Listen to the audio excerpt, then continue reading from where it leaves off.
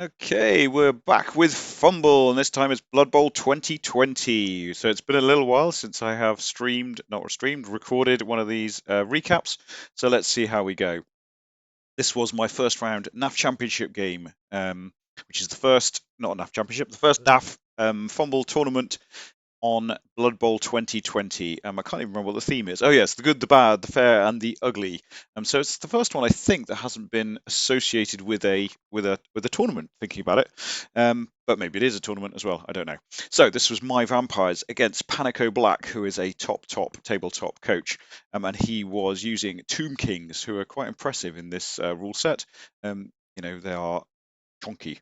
I'm using vampires who have got a bit of a boost basically in this rule set. It's taken a while for people to come round to it, but 2+ hypnotic gazing, and basically they don't leave the pitch if they fail their animal savagery roll. So there's loads written, a lot of it by me, about animal savagery and how it's actually a bit of a boost on bloodlust.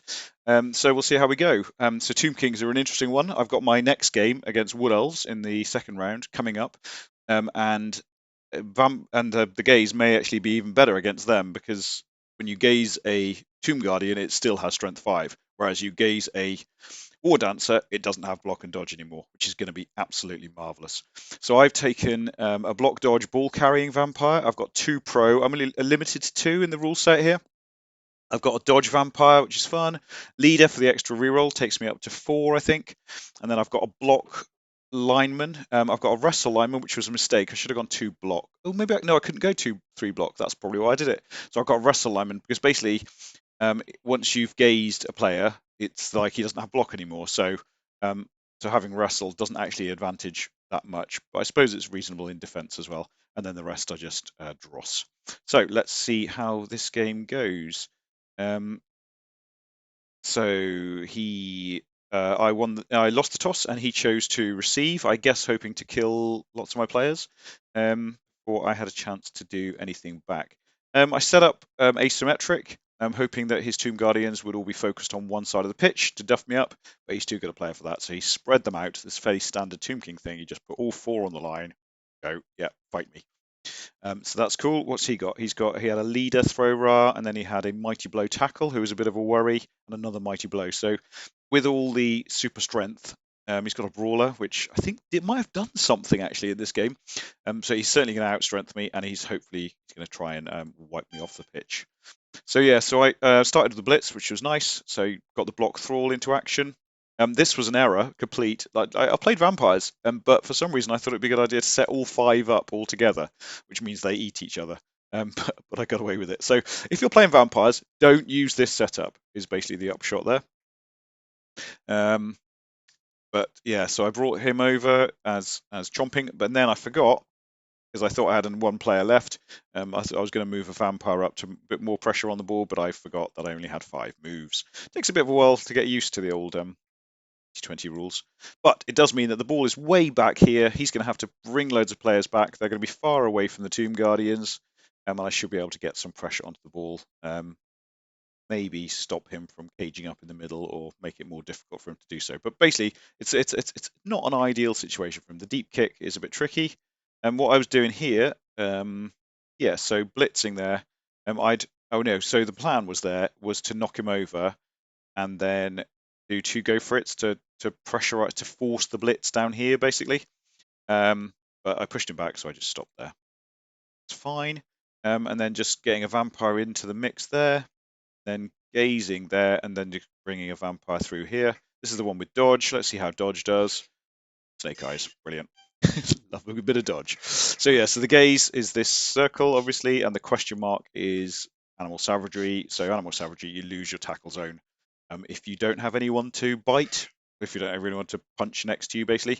So a common, strategy that I will use a lot, it's too early to call it common yet, is to have no one next to you. So if it doesn't really matter if you activate or not, just isolate the player basically.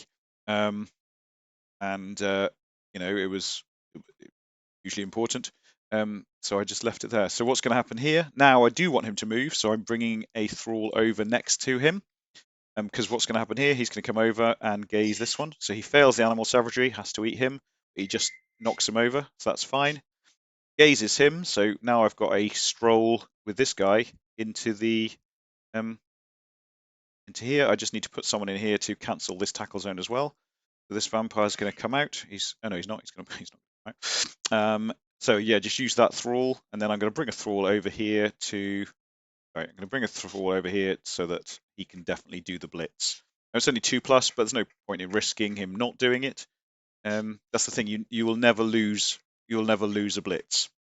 So I get the hit, and I actually.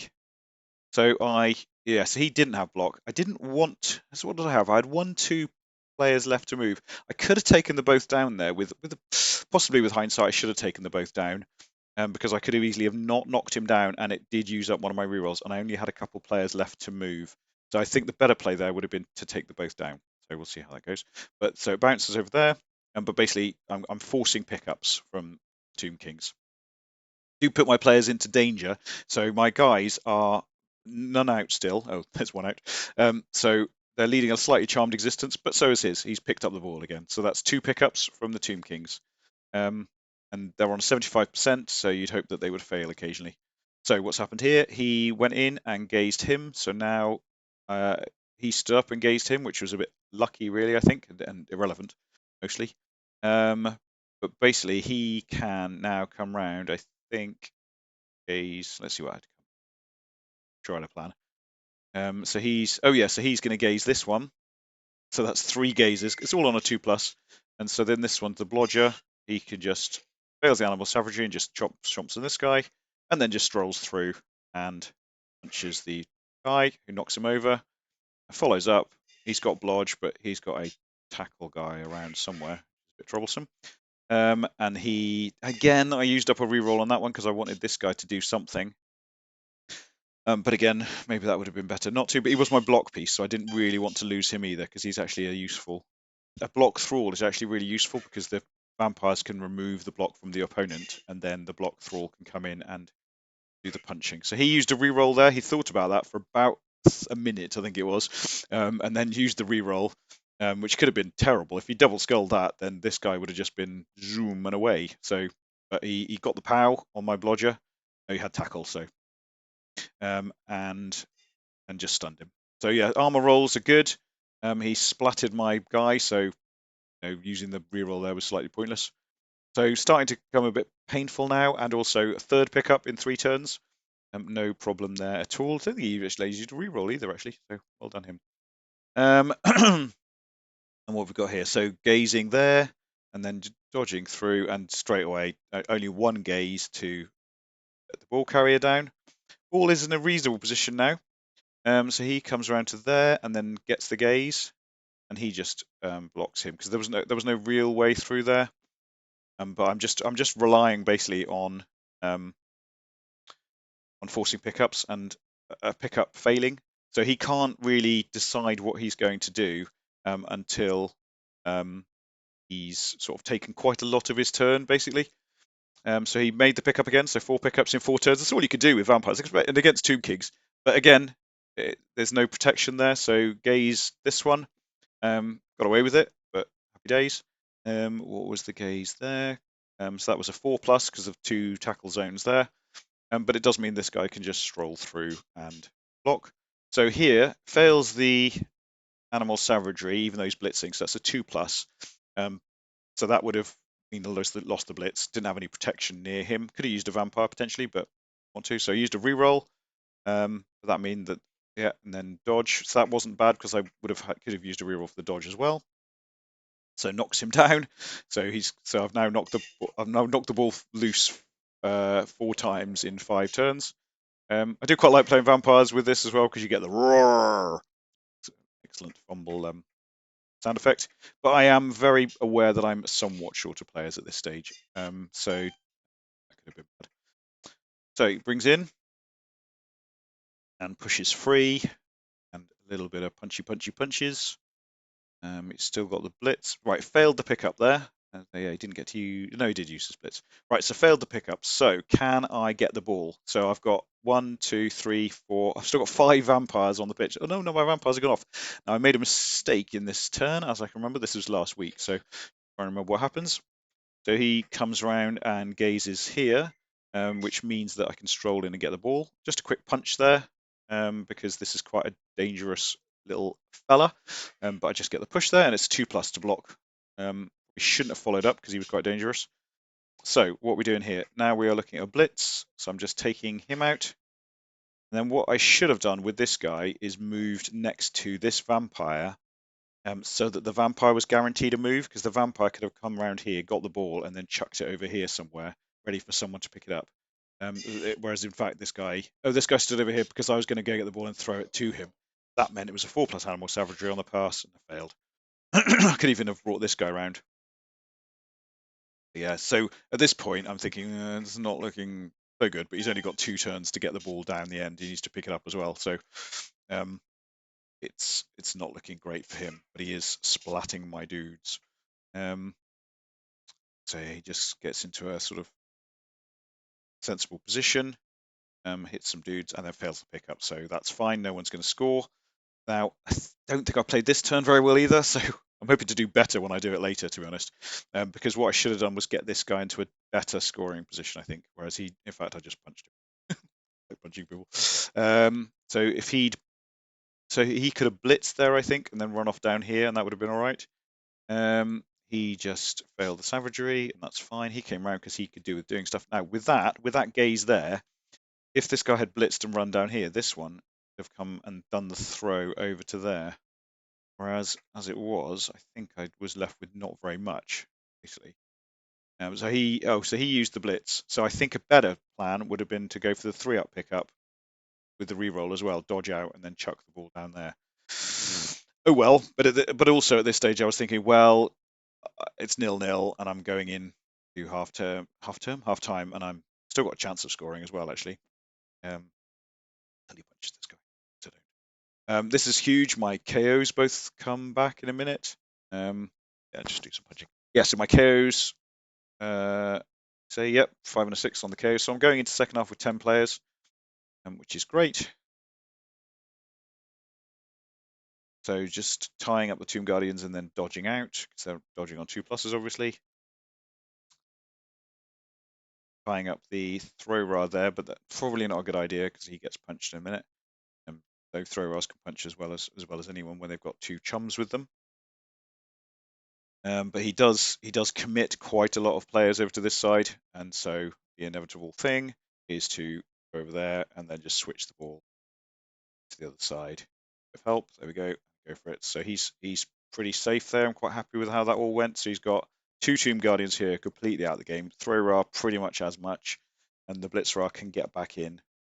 This guy's down as well. So he's got all these players down here, and this one obviously as well, who are now out of the game, and I should be able to monopolize this side of the pitch. He hasn't got any blocks either on this one. It's a turn, so that's cool. So he just tries to get players back into position again, but there's no one in a useful position really. Only pushes him.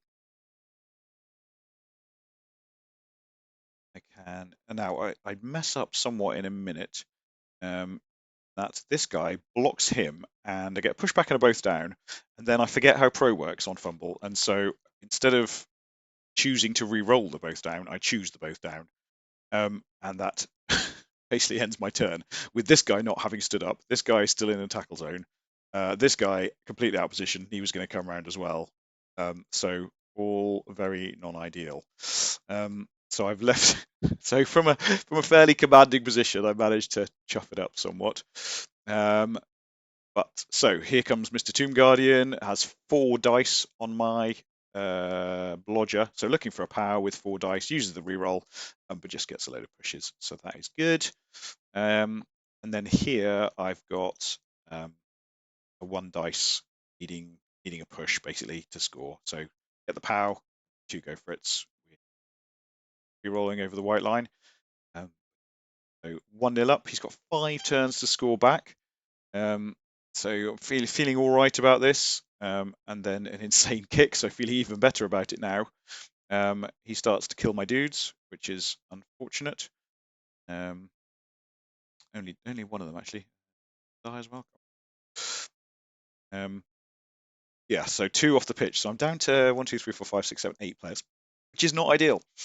Gets the ball, still a long way to go. He's got 4 turns after this, and I sort of put a bit of pressure onto the ball. That's looking fairly cozy now. That's all right. He's still got 2 rerolls. He did make that pickup actually, so which is kind of huge. If he'd failed that one, but now I can stroll in basically and get the ball carry. So let's see how that works. Oh no, still his turn. So punch there, just a pushback. Guardian comes in, but I've got 1, 2 vampires lurking. This one comes in and gazes, so I can get an assist in there. I don't even need this one to start with. 1 go for it, and double skull and a skull pushback. And if I'd got a POW there, that would basically have been game over. I think that would have left him 3 turns to retrieve the ball and get way up. Whereas now he's got 3 turns to up, and I'm somewhat short of players. Just got rid of another. I needed this vampire here. That was quite lucky to get that vampire out, but I don't think this was the best place for him. We'll see. So he just gets punched and then puts that vampire out of position. Stroll ahead. This was decent turn. He didn't take the punches. He just put everyone in position. And so we finished on 1-1, which is a decent game. Bit disappointing how it finished. I thought I was in a commanding position, and the vampires did exactly what they were supposed to do. If I'd managed to hold out for 1 more turn up here, which I would have done if I hadn't messed up, I think, or if I'd got the double POW down there or anything like that, then it would have been fine. But as it was a good fun game, and I'm looking forward to my next one in exactly an hour.